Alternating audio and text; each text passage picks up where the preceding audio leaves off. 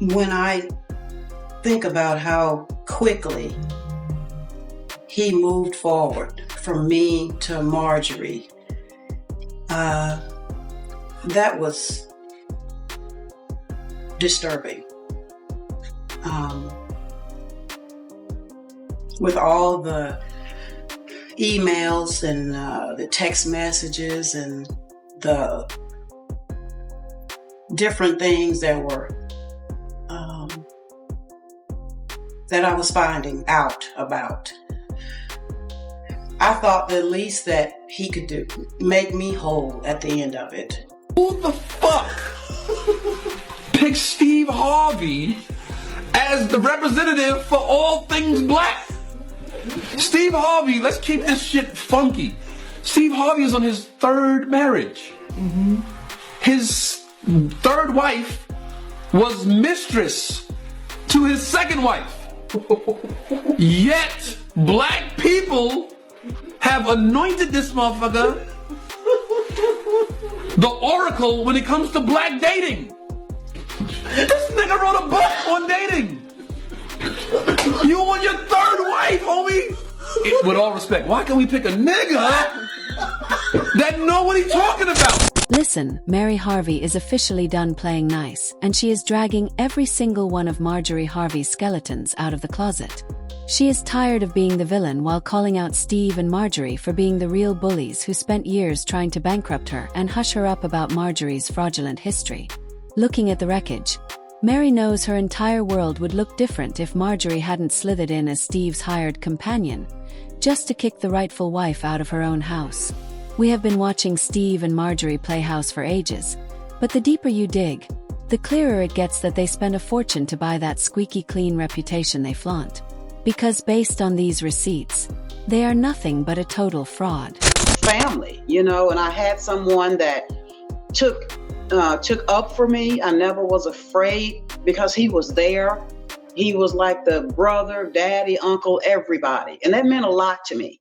And my family meant a lot to me. And he knew that because I told him about my family when I met him. And I was telling him about how important everybody was to me. I felt safe for the first time in my life. So I said to myself, understand this. If anyone got completely played in the Steve Harvey saga, it is his former queen, Mary Shackelford. They were legally tied from 1996 until 2005.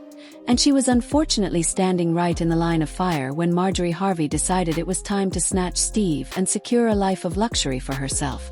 Back when Mary found Steve, he had just walked out on his first wife and kids claiming they were dead weight. Mary actually had no clue he was still a married man and let him crash at her spot for years. See, he was absolutely broke and unknown back then. It is a literal fact that Mary was the architect of his success. Even after they wed and she realized he had a secret family hidden away, she allegedly stepped up to ensure they were taken care of by forcing Steve to handle his child support. Mary and Marcia Harvey, the first wife, actually shared a respectful bond. When Steve's dream of owning a comedy club stalled because his bank account was empty, Mary drained $250,000 from her own personal savings to close the deal and even handled the decor to save him a check. Honestly, she let her heart override her logic. Since their lives were so intertwined and they had children together, Mary was convinced her position was safe and their union was unbreakable. That while she was playing the loyal wife, Marjorie Harvey had already slithered back into the frame and was working her way into Steve's head. Now, if you listen to the filtered version Steve and Marjorie sell the public, they will give you that same tired, scripted fairy tale they have repeated for decades. The story goes that Marjorie sat front row at one of Steve's dusty early comedy sets. He spotted her looking like a vision in the audience, declared right then that she would be his future bride, and supposedly, the rest was just duh.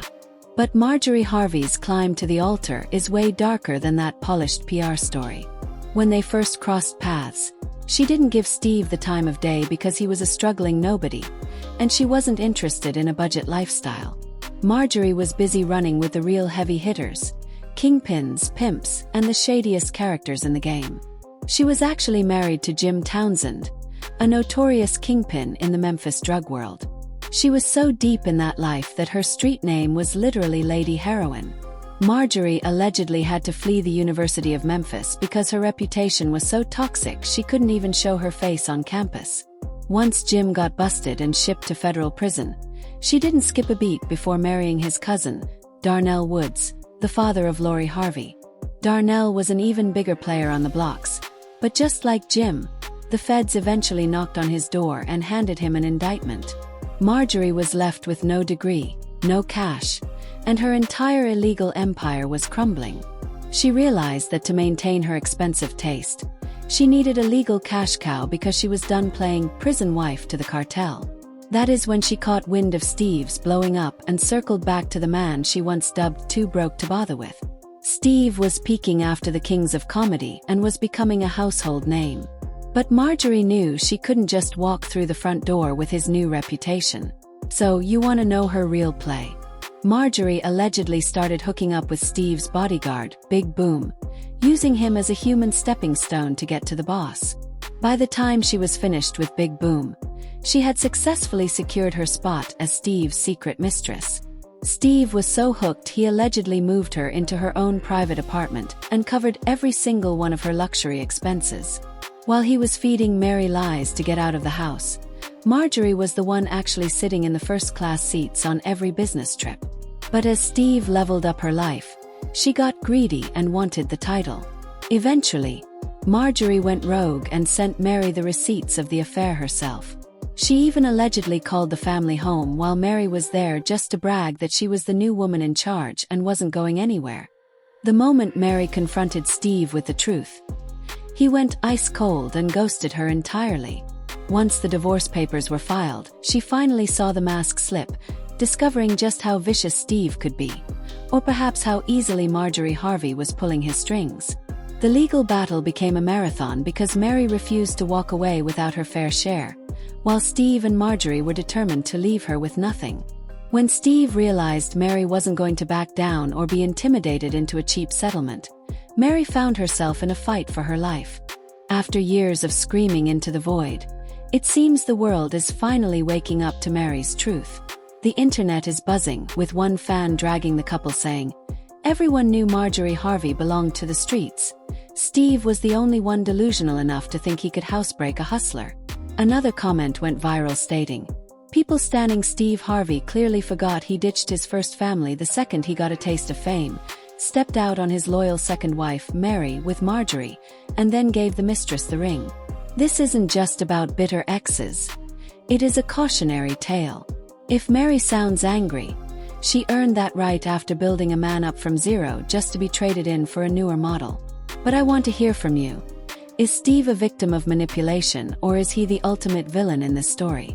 Drop your receipts in the comments, smash that like button, and subscribe so you never miss the real tea. I'll catch you in the next one.